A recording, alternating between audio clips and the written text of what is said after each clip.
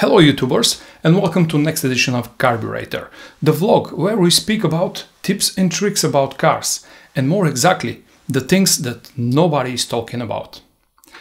The topic for today is Mazda CX-7 and why if you have a DPF light on, the problem can be elsewhere. It will be interesting, so stay tuned.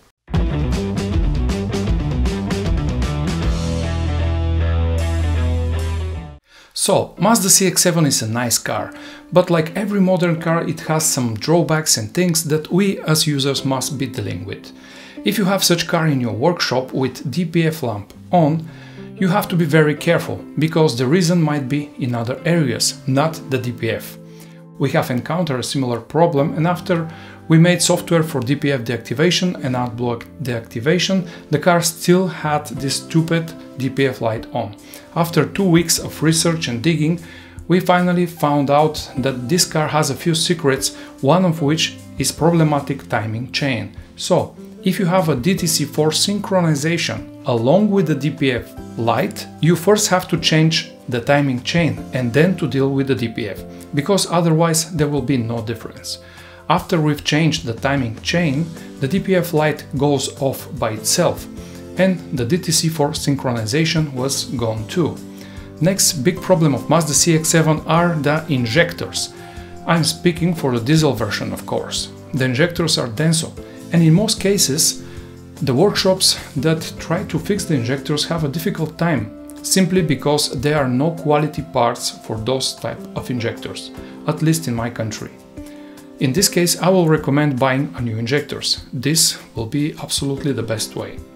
Another big tip is that if you want to make DPF deactivation on those vehicles, you have to make a reset of the ash content of the DPF filter with the diagnostic tool, reset of the differential pressure sensor, reset of the oil change, reset of the airflow sensor, and then and only then to read the file from the car and write modified one back.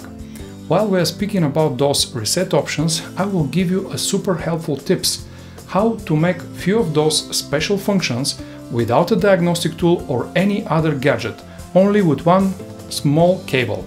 Mazda gives you that option to make some of those special functions absolutely manually. For example, the following procedure describes how to start the DPF forced regeneration process without the dealer diagnostic tools. Make sure that the engine is completely warm. Process will not work if the engine is not hot enough. First, remove the dust cup from the plug that you see in the picture. Bridge the two terminals by inserting a wire into each terminal. This provides an earth for the ECU. Then start the engine. Press the accelerator pedal to the floor and release it 2 times. The engine speed will increase. If not, repeat the steps when the engine is completely warm. This process can take up to 60 minutes. When the engine is returned to idle, let it run for 3 minutes before turning the ignition off. Remove the wire from the 2-pin plug and put back the dust cup. To stop the DPF regeneration process if needed, press the clutch down or simply remove the wire bridge from the same 2-plug terminal. Let it run for 3 minutes before turning the ignition off. And remember, all this must be done outdoors. Next tip is how to reset DPF counters and DPF light after DPF regeneration process. Ignition to position on, this time without starting the engine.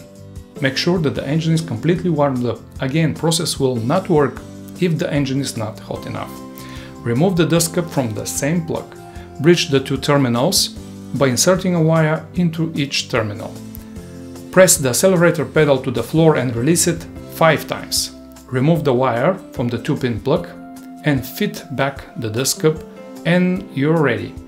And last similar option is how to reset oil counters without diagnostic tool. Put the ignition to position on again. Engine must be warm. Bridge the same 2 terminals by inserting a wire into each terminal. Press the accelerator pedal to the floor and release it 2 times. Remove the wire from the 2-pin plug and fit back the dust cup. And you're done. That were my essential tips for this subject. Mazda CX7 and DPF problems and synchronization problems. If you have trouble with DPF, EGR, swirl flap, AdBlue, do not hesitate to contact me. I can provide you with a proper file for your DPF or EGR deactivation. For this, you have to read the file from your car with tools like Galeto, KES, KTAC, MPPS, CMD or Mac Pro and send it to me. My website and contact details are down below in the description of this video. If you found today's edition of a Carburetor useful, do not hesitate to subscribe to the channel and hit the bell icon to be notified when a new video is added.